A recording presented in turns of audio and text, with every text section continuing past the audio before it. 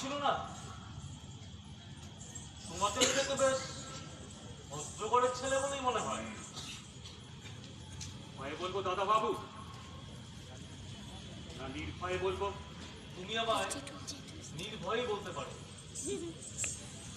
কেননা নির্ভীকরা সবসময় নির্ভয়ে কথা বলে, এটাই আমি জানি।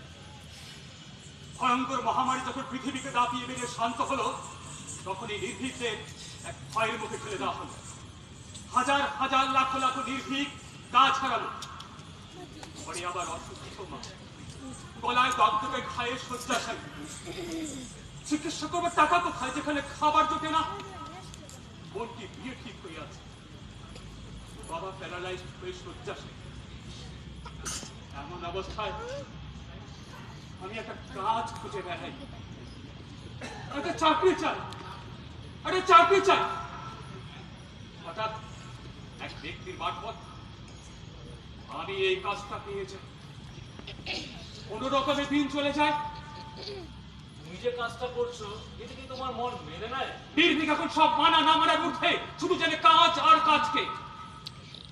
তুমি এ কাজ ছেড়ে দাও, আমি তোমায় কাজ দেব, তুমি আমার সঙ্গে চলো। আগে বুঝিনি দাদা বাবু, এখন বুঝি। এখানে একবার যে ঢোকে সে আর বেরোতে পারে না।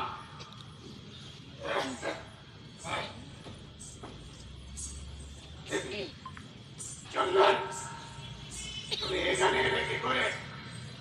ও বাড়ি থেকে এখানে এলে কি করে? আর চিনলেই বা কি করে? আমি তো এই বাপেরই বেটা নাকি জনার্দন ঠাকুর? চন্দন, চন্দন, তোমাকে আমি বিদেশে রেখে প্রচুর টাকা খরচ করে পড়িয়েছি, যাতে করে তুমি... আমার ঘেন্না হচ্ছে।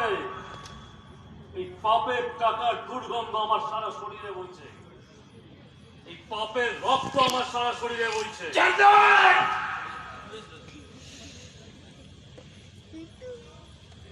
ভয় হচ্ছে না? ভয় হচ্ছে? এই চন্দনের সুমধুর ঘ্রাণ নিতে ভয় হচ্ছে?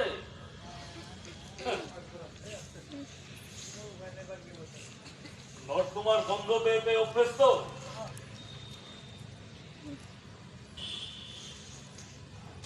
এই তুমি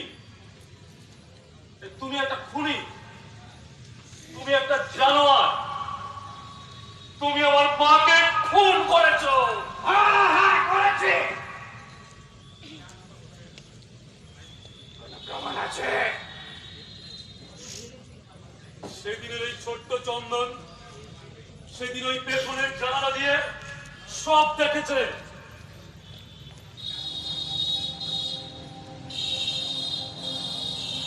তোমার ওই সৈন্য সামন্তদের বলে দাও, চন্দন আসছে সত্যকে সামনে নিয়ে। সেদিন ওরা এই চন্দনের সুমধুর ঘরের সামনে থেকে এই জনার্দন ঠাকুরকে কেউ বাঁচাতে পারবে না। চন্দন,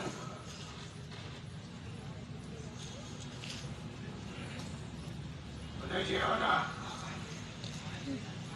এই জনার্দন ঠাকুরের মনে কোনো মায়া মমতার স্থান নেই। চন্দন তো নস্যি। জনার্দন ঠাকুর,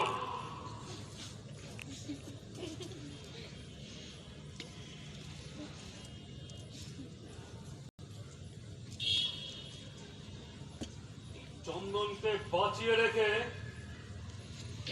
তুমি সবচেয়ে বড় ভুল করেছো।